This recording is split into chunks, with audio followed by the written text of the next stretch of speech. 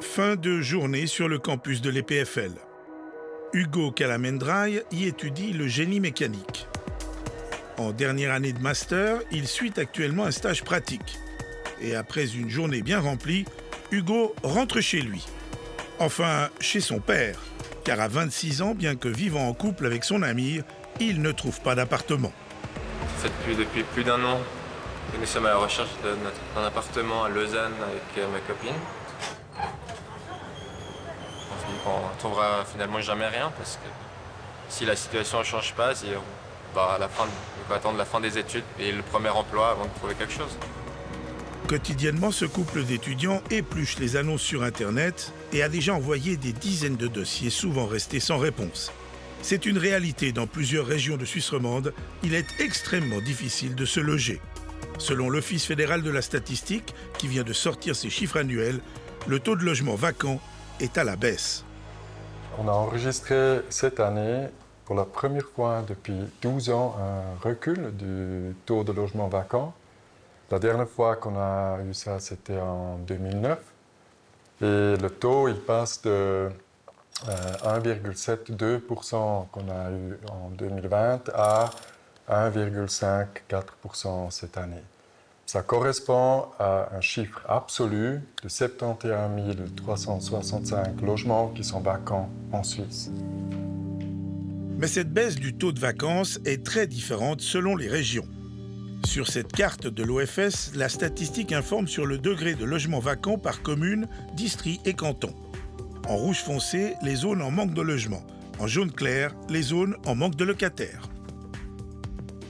Parce qu'il faut rappeler qu'à 57,4%, les Suisses sont des locataires ou sous-locataires de leur logement. 2,9% des Suisses habitent en coopérative, 11,7% sont propriétaires en PPE et 24,6% sont propriétaires de leur maison. On a beaucoup plus de logements qui sont à louer. Ce sont 85% qui sont à louer et seulement 15% qui sont à acheter ou en vente. En Suisse romande, ce sont 21% qui sont en vente et ce sont 79% qui sont sur le marché pour trouver un locataire. Alors bon, dans ces 79%, il y a certainement un appartement à louer pour Hugo. Mais il faut regarder dans le détail pour s'apercevoir que les chiffres sont très différents d'une commune à l'autre. À Genève, par exemple, le taux de vacances est de 0,68%, mais à Martigny, le taux passe à 4,93%. On dit si le taux de logement vacant il est en dessous de 1%, il n'y a potentiellement pas assez de logements qui sont présents dans une région. Entre 1 et 2%, on dit le marché joue, c'est OK.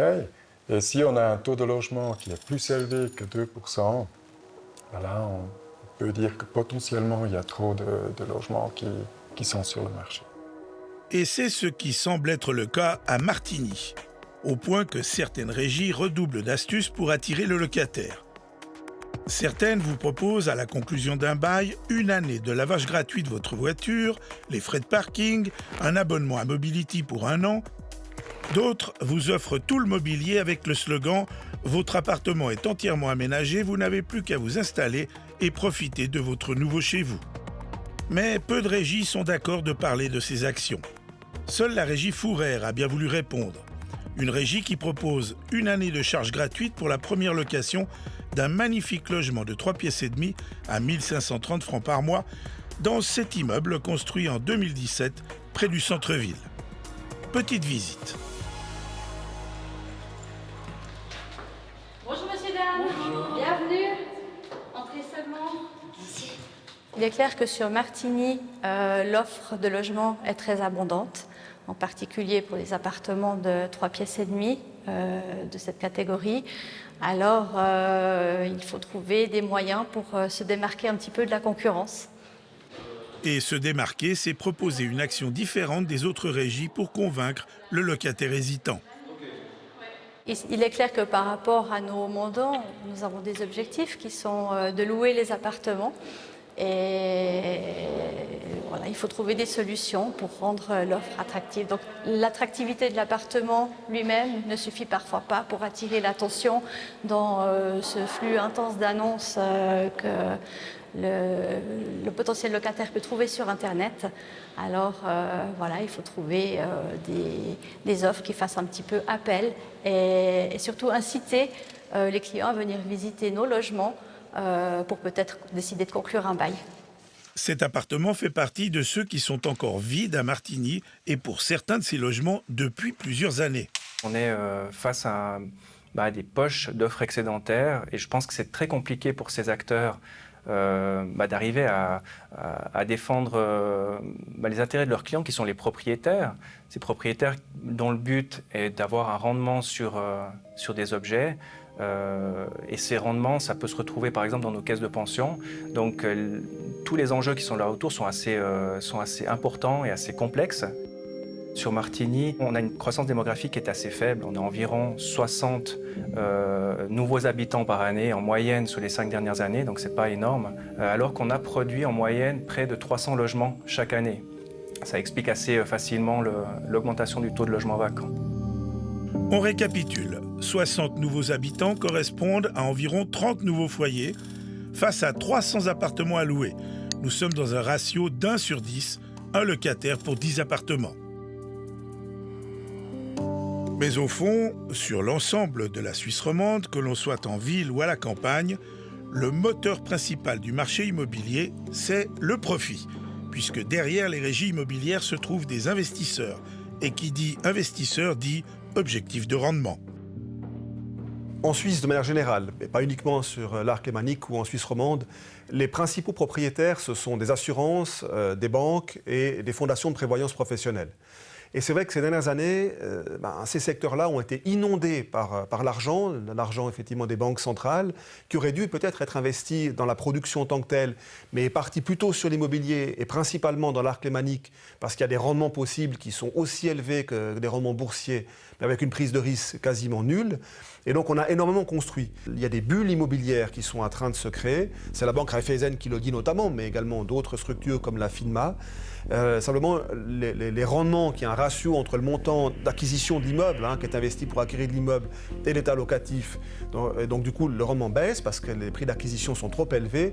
Et donc il y a une volonté ensuite de se refaire sur les locataires. C'est une vraie bagarre qui est à l'œuvre aujourd'hui pour maintenir, disons, la protection des locataires. Puis nous, on aimerait évidemment pouvoir l'améliorer sur des points qui sont des points aussi sensibles, notamment que les congés, les expulsions de locataires, qui sont vraiment des aspects de dignité humaine élémentaires, puis évidemment aussi sur les loyers.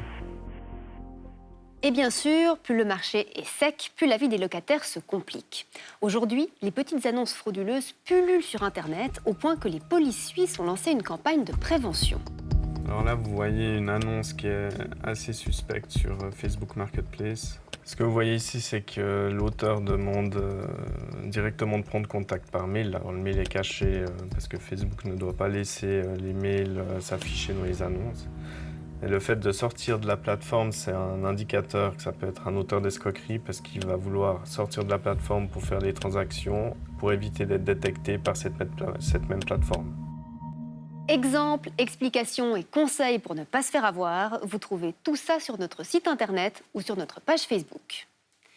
Et puis, qui dit pénurie dit aussi chasseurs d'appartements. Leur promesse, trouver un logement à ceux qui n'y parviennent pas. Exemple avec une start-up de Lausanne. Ils sont jeunes et pleins d'ambition, les deux associés de la société Housepass. C'est au cours de leurs études qu'ils découvrent le métier en travaillant pour une agence immobilière lausannoise. Lorsque celle-ci décide de se séparer du département chasse immobilière, ils n'hésitent pas une seconde et reprennent le flambeau. Depuis, ils ont ouvert 2 bureaux, un à Lausanne et l'autre à Genève. Je vous appelle au sujet d'un appartement à rue Saint-Martin 34 qu'un de mes clients a visité juste avant le week-end. Ils ont été très intéressés, ils souhaiteraient déposer le dossier et je voulais savoir à qui je pouvais l'envoyer. Oui ? Très bien, je vous envoie déjà tout par email et puis on viendra vous apporter l'original. Merci beaucoup madame. Au revoir.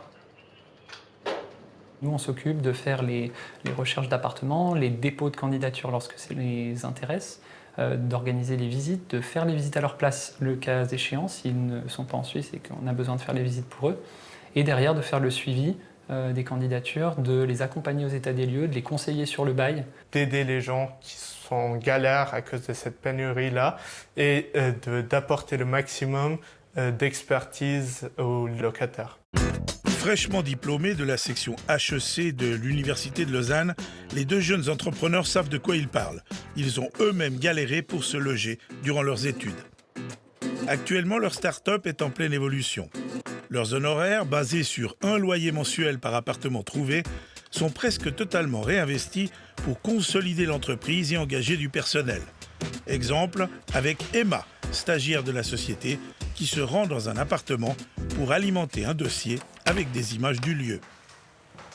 Le métier de chasseur n'a pas bonne presse. On entend souvent parler d'intermédiaires qui font du profit sur le dos de personnes en recherche d'appartements. Ce sont plutôt des intermédiaires qui vont travailler directement avec des propriétaires particuliers et pas des propriétaires institutionnels. C'est des gens qui vont demander avant même les visites déjà des dépôts d'argent, des fois non remboursables. Nous, on ne rentre pas dans ces méthodes-là et surtout on évite ces méthodes-là pour nos clients. Évidemment, ça fait qu'on passe à côté de quelques appartements, ça se compte sur les doigts de la main chaque mois, mais ça fait partie du tri qu'on fait pour nos clients.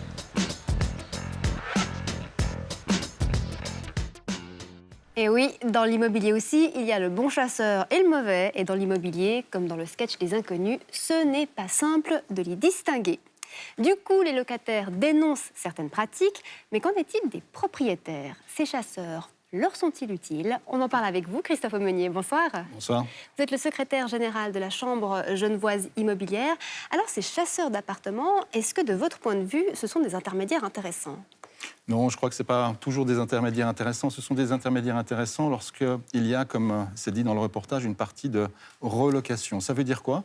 Ça veut dire orienter un locataire qui n'est pas en Suisse sur une installation en Suisse dans un milieu qu'il ne connaît pas. Et ça va bien au-delà du logement. Ça comprend l'école, ça comprend les assurances, ça comprend en fait la vie en Suisse. Maintenant, s'agissant d'une personne qui habite la Suisse, cela n'a pas d'intérêt parce qu'au fond, les sites internet tels que immobilier.ch, par exemple, vous donnent une très large vision de tous les appartements qui sont alloués. Mais on est quand même sur un marché très tendu, surtout à Genève, aussi à Lausanne. Et la promesse de ces agences, notamment, c'est d'avoir des réseaux qui leur permettent d'avoir un accès privilégié aux régies. C'est pas vrai, ça?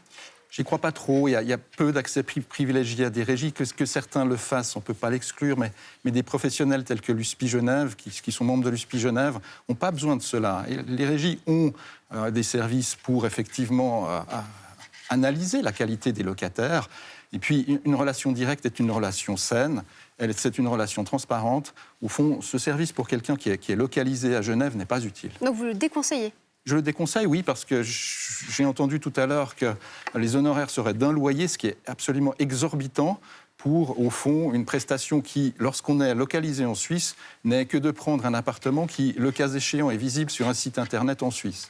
Christophe Aumenier, vous restez avec nous. On va se pencher maintenant sur un autre symptôme des tensions du marché.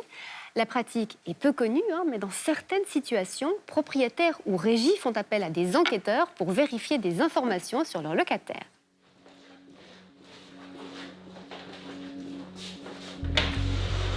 Dans un marché tendu, certains peuvent être tentés de contourner les lois pour en tirer avantage. Il arrive alors que des régies fassent appel à une agence d'investigation, autrement dit des détectives, pour produire des preuves utiles devant un tribunal des baux. Le bâtiment comporte 2 sorties principales. Exemple avec ce cas reconstitué à partir de faits réels. Il s'agit là d'une affaire de bail signée il y a une vingtaine d'années pour la location d'un appartement dans une zone résidentielle tranquille de la banlieue genevoise. Donc la sortie qui est matérialisée ici sur la map. Et puis là, on voit la position de l'opérateur numéro 1, là où il va devoir se positionner. Ça a été calculé à l'avance de façon à avoir le meilleur visuel possible. La régie soupçonne que les habitants actuels du logement ne sont pas les signataires du bail.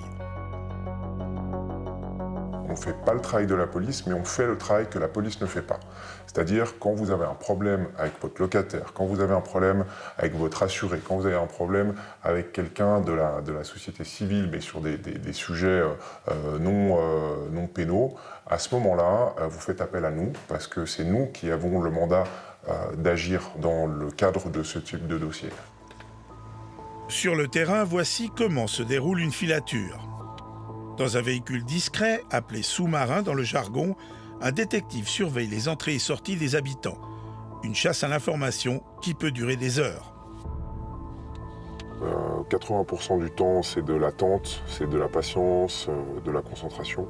Et puis 20% du temps, c'est de l'action. Donc ça veut dire que la majeure partie du temps, on doit se fondre dans la masse, se dissimuler, rester discret auprès de l'environnement dans lequel on se trouve. Et puis, quand l'action se déclenche, tout de suite changer de mode. Et puis là, partir en mode action. Et tout en gardant le contrôle de notre environnement. Et c'est le switch qui est entre les deux modes qui est très important. Ok, ça sort de mon côté. Ça correspond au profil. Je te confirme, c'est notre cas. Ok, merci, je reste en stand-by. Ça embarque dans une Golf noire immatriculée Genève 127. Et ça commence, le moteur est allumé, je pense que dans moins de 30 secondes c'est sur toi.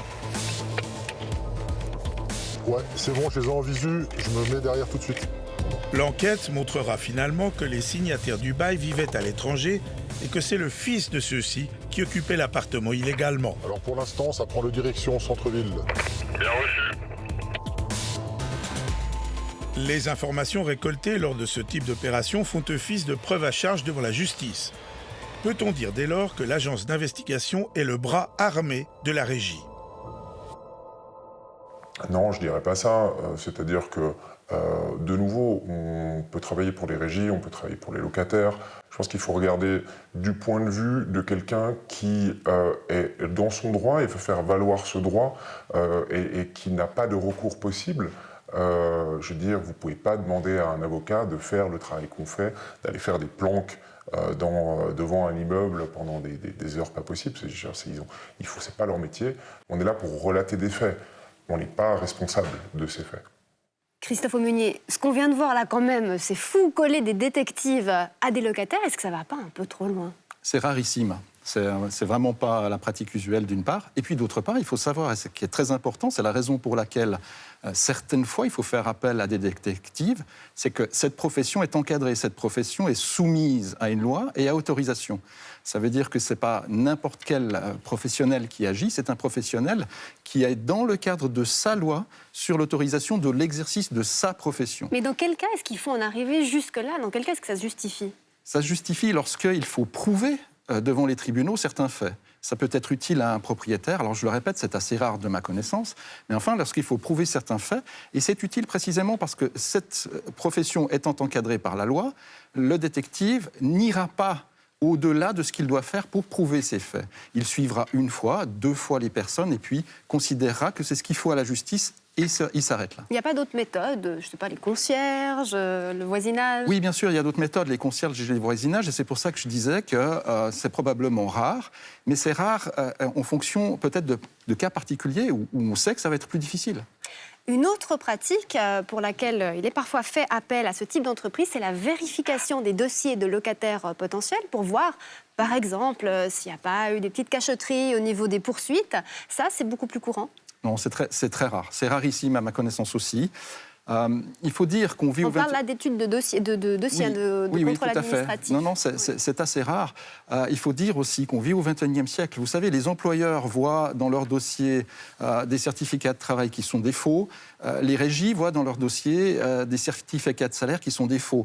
Et à ce moment-là, effectivement, s'il y a un intérêt pour le propriétaire à quand même investiguer un peu pour savoir qui est le locataire, ne pas rejeter cette candidature d'emblée, par exemple, eh bien, ça a une utilité, oui. Oui, il n'y a pas un défaut de confiance, quand même, là, entre locataire et propriétaire. Mais je le disais, c'est rarissime. Et ce sont des investigations qui sont faites par une profession qui est une profession autorisée, cadrée. Merci beaucoup, Christophe Aumenier. On vous souhaite une très belle soirée. Je vous en prie. Et puis on va boucler ce chapitre sur une note plus légère. À côté du marché conventionnel, il y a des logements tout à fait hors normes. Vivre dans un transformateur ou dans un conteneur, c'est le choix de certains romans. Reportage. Au Recille, l'entreprise familiale Matet, spécialisée dans les constructions métalliques depuis plus de 3 générations, s'est lancée dans le développement d'un type d'habitation à base de conteneurs. Ce village du Jura bernois n'étant pas proche des zones maritimes, la première étape, c'est de faire venir le conteneur. C'est un peu le souci qu'on a en Suisse, c'est qu'on n'a pas grand-chose en stock ou en circulation. Alors, le conteneur en lui-même n'est pas spécialement cher, surtout que nous travaillons avec des conteneurs d'occasion, mais le souci, c'est les frais de transport et les frais de douane. Première étape, imaginer un logement avec le futur propriétaire et en dessiner les plans.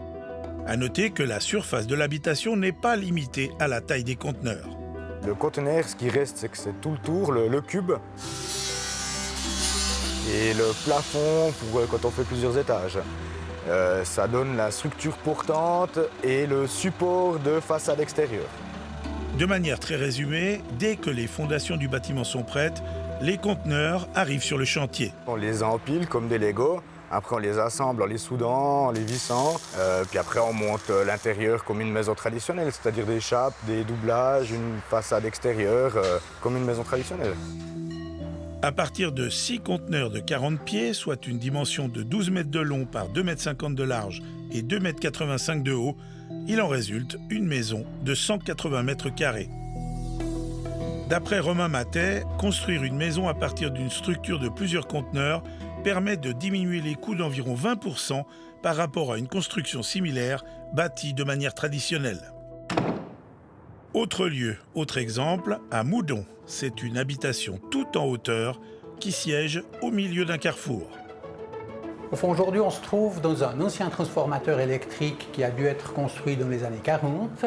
Les installations électriques, techniques électriques ont été déplacées dans un bâtiment voisin et ce bâtiment est devenu vide et sans affectation, sans utilisation particulière. Les habitants de la petite ville connaissaient très bien la bâtisse abandonnée depuis longtemps. Avec le début des transformations, beaucoup se sont montrés sceptiques à l'idée d'imaginer un logement dans un aussi petit volume.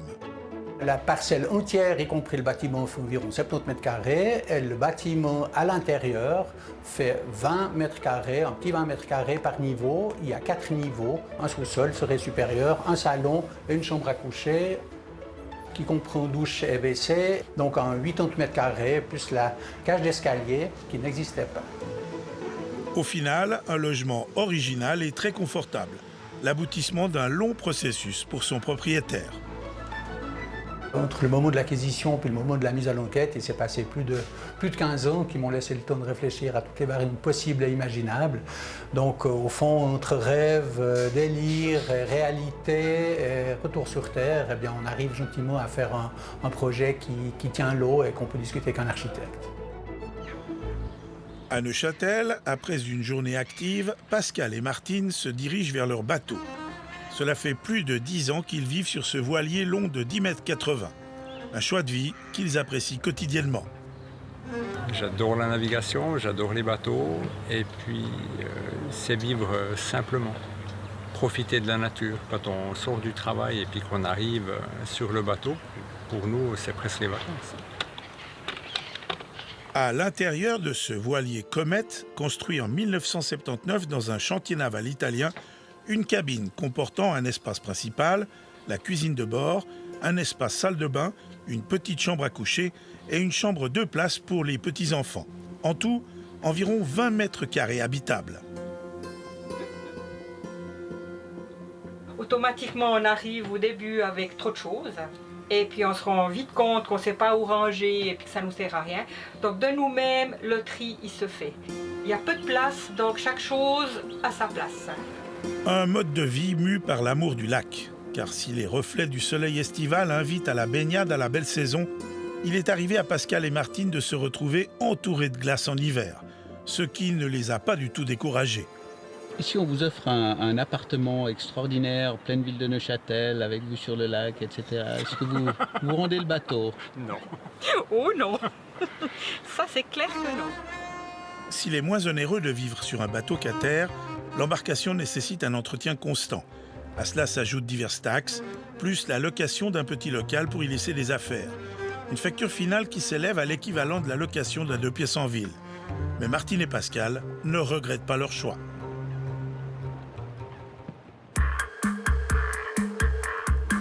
Et place à l'actualité conso maintenant avec le bonheur de retrouver Viviane Gabriel. Bonsoir. Bonsoir. Alors pour commencer, vous allez nous parler d'un concours aux couleurs de la Migros, mais qui est en fait un faux concours. Qui arrive directement sur votre téléphone par le biais d'un message qui vous annonce le 100e anniversaire de Migros. Cliquez pour participer au sondage et courez la chance de gagner 2000 francs. Courir la chance, c'est un peu exotique comme formule, mais admettons, à quoi est-ce que ça mène ça ? Alors, un chronomètre qui se met en route, des commentaires d'heureux gagnants qui vous disent à quel point c'est super, et des questions parmi lesquelles, quel âge avez-vous ? Êtes-vous un homme ou une femme, ou plutôt une femelle ? On le voit ici. Une femelle, franchement, c'est pas comme ça que Migros s'adresse à ses clientes en général. Tout ça, ça aboutit à quoi ? 9 petits cochons, des billets de 1000 francs, des confettis et une demande d'accéder à votre WhatsApp. Et nous, on a arrêté l'expérience ici. Et vous avez bien sûr contacté Migros. Oui, qui nous dit que c'est un faux, vraiment. Migros ne fait pas de concours par SMS ou par mail. Et dès qu'il est possible de gagner de l'argent cash, c'est un signe qu'il s'agit de phishing, de hameçonnage. Donc, une technique qui consiste à obtenir des renseignements personnels, date de naissance, numéro de compte, en vue d'une usurpation d'identité. Ouais, donc un conseil, si vous recevez ce type de message, eh bien, ne cliquez pas et ne le transmettez pas plus loin. Est-ce que ça arrive souvent, ce type de faux messages de Migros ? Alors 2 à 3 fois par mois au niveau suisse, quand même. Répond Migros, qui n'a d'ailleurs pas la seule enseigne concernée en Suisse.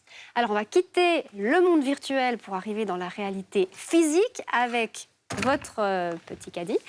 Et puis, ce déodorant, pour commencer. Oui, pour ouvrir un dossier dont on parle depuis une dizaine d'années, le rôle joué ou pas par les sels d'aluminium dans l'apparition du cancer du sein. Selon 2 nouvelles études réalisées en partie à Genève, il y a bien des effets toxiques et un potentiel cancérigène. Ce n'est pas la première fois que des études mettent en cause ces sels d'aluminium, mais ils sont toujours autorisés en Suisse et en Europe. Effectivement, et les chercheurs espèrent bien cette fois convaincre les autorités sanitaires, mais ça n'en prend pas le chemin. Écoutez l'Office fédéral en charge de ce dossier, il nous a répondu par téléphone.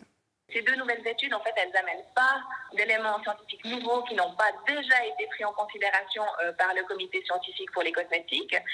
Dans ces études, c'est une injection en fait sous-cutanée de cellules qui ont été injectées à des souris. On n'est pas du tout dans le même modèle d'exposition que lorsqu'on utilise des cosmétiques, on les utilise directement sur la peau.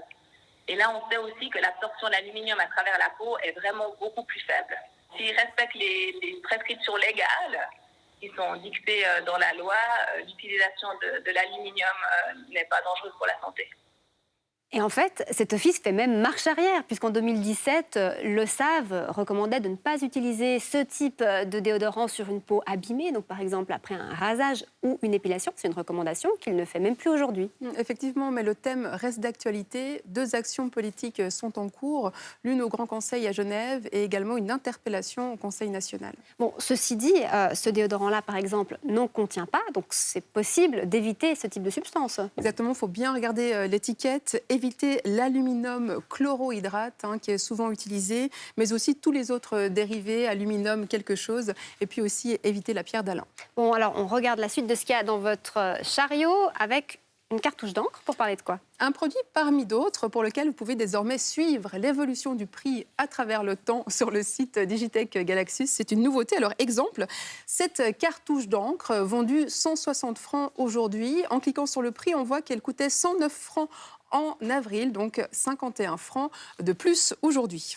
La différence, elle est quand même spectaculaire et c'est la même chose pour beaucoup de produits. Comment est-ce qu'on peut expliquer ces variations ? 4 raisons principales. Déjà, le prix d'achat, la disponibilité, le prix pratiqué par les concurrents et puis aussi les coûts. Et il faut savoir que ça change très très vite, parfois plusieurs fois par jour. Alors, d'après Digitech Galaxus, c'est un exercice de transparence. Comment est-ce que c'est perçu du côté de la Fédération romande des consommateurs ? Elle y voit plutôt un exercice de communication et puis elle s'interroge en fait sur l'impact de ce changement de prix sur le réflexe d'achat. Parce que c'est vraiment nouveau comme démarche? Non, on trouvait déjà ce type d'informations sur un autre site internet, topprize.ch. Ce qui n'est pas nouveau, en tout cas, c'est cette vaisselle en bambou. Je crois que ça doit être la 3e fois que vous nous l'amenez à peu oui, près. Pourquoi? On en reparle, parce que la FRC vient d'en trouver en vente, alors qu'on vous apprenait sur ce plateau en mars que c'était désormais interdit en Suisse. Et on écoute pourquoi. Alors, ces vaisselles en bambou sont constituées en partie de fibres de bambou, mais aussi d'une résine plastique, un polymère fabriqué à partir de mélamine et de formaldéhyde.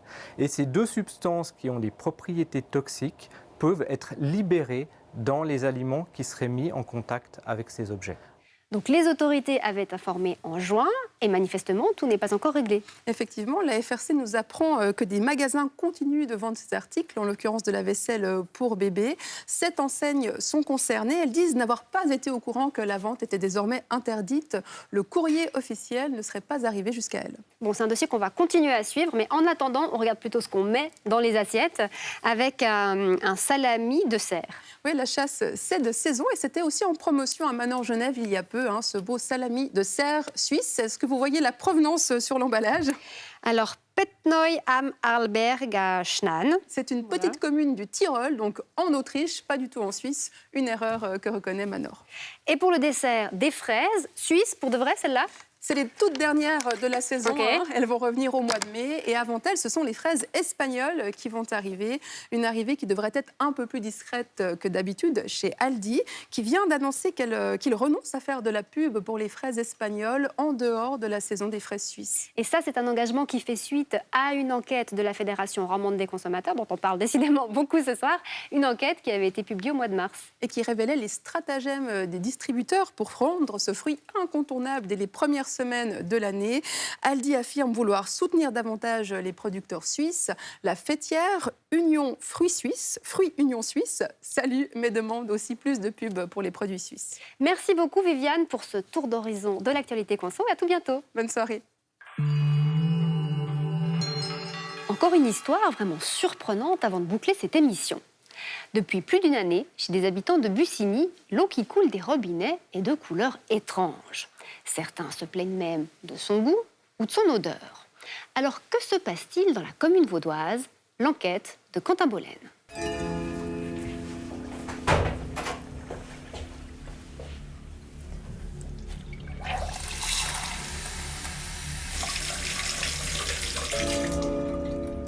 Voilà ce qu'on a le matin. Et encore aujourd'hui, c'est encore un peu... C'est clair, quoi. Alors, on a déjà eu bien plus foncé que ça. Ça, vous la buvez, cette eau? Ah non, non, c'est clair que non, c'est dégoûtant, quoi. Carla vit dans la commune de Bussigny, au-dessus de Lausanne. Cela fait environ 1 an et demi que l'eau qui sort des robinets de son appartement est jaunâtre. On doit acheter de l'eau en bouteille. On achète des fontaines à eau pour boire au quotidien. Et j'achète aussi de l'eau moins onéreuse pour pouvoir mettre dans les machines à café et dans tous les électroménagers comme la bouilloire ou autre. Si je dois faire du thé par exemple, on en a à peu près pour une 50aine, 60aine de francs tous les mois pour acheter de l'eau minérale quoi, en bouteille. Pour une famille de 4 personnes, c'est un budget quoi. D'après la commune de Bussigny, cette eau est potable. Il suffirait de la laisser couler avant de la consommer. Moi, ce qu'on m'a communiqué comme information de la part de la commune, c'est que, alors, il faudrait de temps en temps ouvrir tous les robinets de la maison et puis tirer l'eau pendant 10, 15, 20 minutes. En plus, la commune de Bussigny, elle prône l'écologie. C'est vraiment n'importe quoi. Mauvais pour l'écologie et mauvais pour le porte-monnaie de la famille. Les charges du loyer ont augmenté car selon Carla, la consommation d'eau de son immeuble a grimpé à cause des nombreuses purges des locataires. On a vu à peu près une différence de 100, 150 francs par rapport aux autres années. Donc finalement, c'est le locataire qui a le préjudice. Voilà. On achète de l'eau minérale et puis en plus, on a nos charges qui se voient finalement augmenter. En raison de la pollution au chlorothalonil d'une des sources principales qui alimentait le réseau de distribution d'eau de Bussigny, cette dernière s'est raccordée à celui de la ville de Lausanne qui pompe majoritairement l'eau du lac. Problème, cette eau est moins calcaire, comme l'explique le site internet de la commune à l'été 2020. l'eau du réseau de distribution est passée d'une dureté élevée à une dureté faible. Cela a pour effet de décaper le calcaire accumulé toutes ces années dans les tuyaux. La couleur jaune ou orange provient de la dissolution de la rouille dans l'eau. Ce phénomène va s'atténuer avec le temps. La solution proposée par la commune, purger l'eau en fonction des spécificités de sa tuyauterie.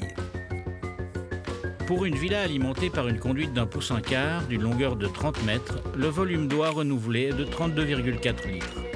Le temps de soutirage est d'environ 6 minutes. Mais cela dure depuis plus d'une année et demie. Et les habitants de la commune en ont marre. Surtout l'eau froide. Elle est brune, elle pue et elle est dégueulasse à boire.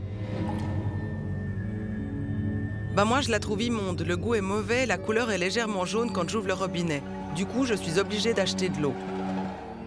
On le voit aussi sur les réseaux sociaux, qu'il y a quand même beaucoup d'interrogations, beaucoup de râleries, et il n'y a aucune intervention de la commune. Rien n'a été, entre guillemets, entrepris ou communiqué.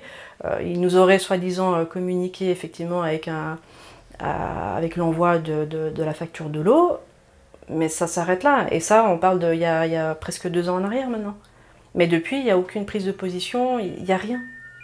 Donc nous, on se sent, lésés. Gabriella vit dans un autre quartier de Bussigny et elle consomme elle aussi des bouteilles d'eau minérale. Car même lorsqu'elle filtre l'eau de son robinet, le mauvais goût persiste. Elle regrette que personne ne bouge pour régler le problème. Alors j'ai appelé la commune au mois de juillet, l'année passée, et ils m'ont répondu que ça pouvait durer 1 jour, 10 jours, 10 ans, voire plus. Et qu'en gros, il n'y avait pas grand-chose à faire, mis à part attendre. Et j'ai appelé aussi la régie, voilà, pour eux, c'est pas de leur ressort. Et nous, en tant que locataires, on subit. Parce que personne ne veut prendre sa responsabilité. Même son de cloche du côté de Carla. La commune et la régie se renvoient constamment la balle. Alors, on est tous confrontés au même dilemme. C'est-à-dire qu'on contacte la commune au départ, et ensuite, ils nous disent que l'eau, elle est potable, et qu'il faut purger, il faut dire aux régies de purger, et on contacte les régies, et la régie, elles nous disent qu'ils ne peuvent rien faire, qu'il faut contacter la commune. Donc on se retrouve là en milieu, entre deux. Nous sommes allés poser la question à un avocat spécialiste en droit du bail pour avoir son avis. Alors, je dirais qu'une eau pareille constitue, de mon point de vue, un défaut de la chose louée. Et c'est peut-être le lieu de rappeler que le propriétaire du bâtiment est responsable de la qualité de l'eau qu'il fournit, en tout cas qu'il véhicule dans ses canalisations et qui arrive dans la robinetterie, dans les mélangeurs des appartements des locataires. C'est donc bien le propriétaire du logement qui doit faire le nécessaire pour améliorer la situation, et cela même si l'eau est potable. Les défauts en matière de bail à loyer, ils peuvent aussi être d'ordre esthétique. Donc l'eau, elle peut être potable, elle peut ne pas avoir de danger pour la santé. Il n'en demeure pas moins que cette eau, elle est défectueuse. On rappelle quand même que le montant du loyer, sert aussi à payer l'usure de ces canalisations qui, au bout de 30, 35, 40 ans, selon la qualité, selon les matériaux, sont amortis et doivent être remplacés. L'avocat comprend que les locataires aient peur d'intervenir auprès de leur régie. Selon César Montalto, il serait important qu'ils s'unissent pour obtenir des compensations auxquelles ils ont droit. Le locataire a droit à l'élimination du défaut. Il a droit à une réduction de loyer pour la perte de jouissance souvent momentanée du logement. Et puis, il a droit aussi, si ce défaut lui occasionne des frais, il a droit à ce qu'on appelle des dommages d'intérêt, c'est-à-dire au remboursement des frais qu'il a eus et qu'il n'aurait pas eu s'il n'y avait pas eu de défaut. Les locataires peuvent saisir l'autorité de conciliation et consigner leur loyer en attendant que le défaut soit réglé. Une procédure qui est gratuite dans le canton de Vaud. Et ce problème d'eau trouble, on en discute avec vous, Claudine Vissa. Bonsoir. Bonsoir. Vous êtes la syndic de Bussigny. Merci d'être avec nous depuis votre commune. Alors, cette eau, j'en ai ici. Vous en avez aussi sur votre bureau. On voit qu'elle est trouble. On voit les particules à l'intérieur. Cette eau, est-ce que vous la buvez, madame ? Alors bien sûr, je la bois parce que, en tout cas, celle que j'ai devant moi, elle est claire, elle n'est pas vraiment trouble. Aujourd'hui, c'est vrai qu'il y a un certain nombre de personnes, on l'a vu dans le reportage, qui sont inquiètes et dérangées par la question de la qualité de l'eau. Ce que je dois dire pour commencer, c'est que l'eau telle qu'elle est fournie par la commune, elle est absolument consommable. Elle est conforme à toutes les normes qui existent et elle ne présente aucun danger pour la santé. Alors d'abord, je constate que vous n'osez pas boire dans ce verre qu'on vous a mis et qui vient de chez un des administrés de votre commune. Ensuite, vous dites qu'elle est parfaitement dans les normes. Alors nous, on a fait analyser de l'eau prélevée au robinet. Résultat, une teneur en fer de 912 microgrammes par litre. C'est à peu près 5 fois plus que ce qu'autorise l'ordonnance sur l'eau potable. Comment est-ce que vous pouvez dire que l'eau est parfaitement conforme? Alors, je vous parle de l'eau telle qu'elle est dans le réseau communal. Le réseau communal, c'est le réseau principal qui distribue l'eau jusqu'à l'introduction de chaque immeuble ou de chaque maison. On a testé à la sortie du réseau communal, si vous voulez, avant que l'eau n'entre dans les immeubles, la qualité de l'eau. Et là, elle est pure, elle est propre et il n'y a pas de teneur en fer au-delà de ce qui est normé. Après, la question se pose à partir de cette introduction jusqu'au robinet de la personne. Donc, si je comprends bien, vous estimez que le problème vient des bâtiments et donc de tuyauterie privée. J'ai ici le rapport d'intervention d'une société de détartrage qui a été mandatée par la régie MEB qui dit « Nous sommes intervenus sur site afin de procéder à une purge de l'introduction d'eau de l'immeuble et avons constaté que l'eau arrive jaune depuis le réseau et que le problème ne provient pas des conduites de l'immeuble. » Donc cet expert ne connaît pas son métier ? Alors, je ne connais pas ce rapport, je ne l'ai pas vu, j'en ai pas connaissance, on ne l'a pas reçu à la commune. Toutes les analyses que nous avons faites du point de vue de la commune, c'est-à-dire par exemple en prélevant de l'eau dans les hydrantes, qui sont complètement sur le réseau communal, ont pu déterminer qu'à ces endroits-là, l'eau elle est propre. Comme le montre votre reportage, la responsabilité de l'eau à partir de l'introduction de l'immeuble est de la responsabilité du propriétaire et c'est à lui de s'assurer que les mesures adéquates sont prises pour que l'eau arrive correctement jusqu'au robinet.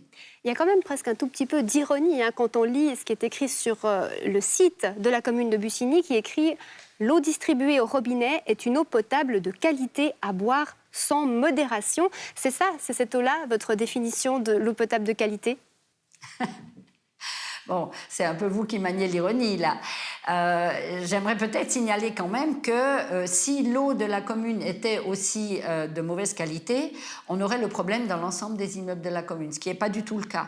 On a ce problème dans certains immeubles, dans certaines maisons, dans certains appartements, mais de loin pas partout.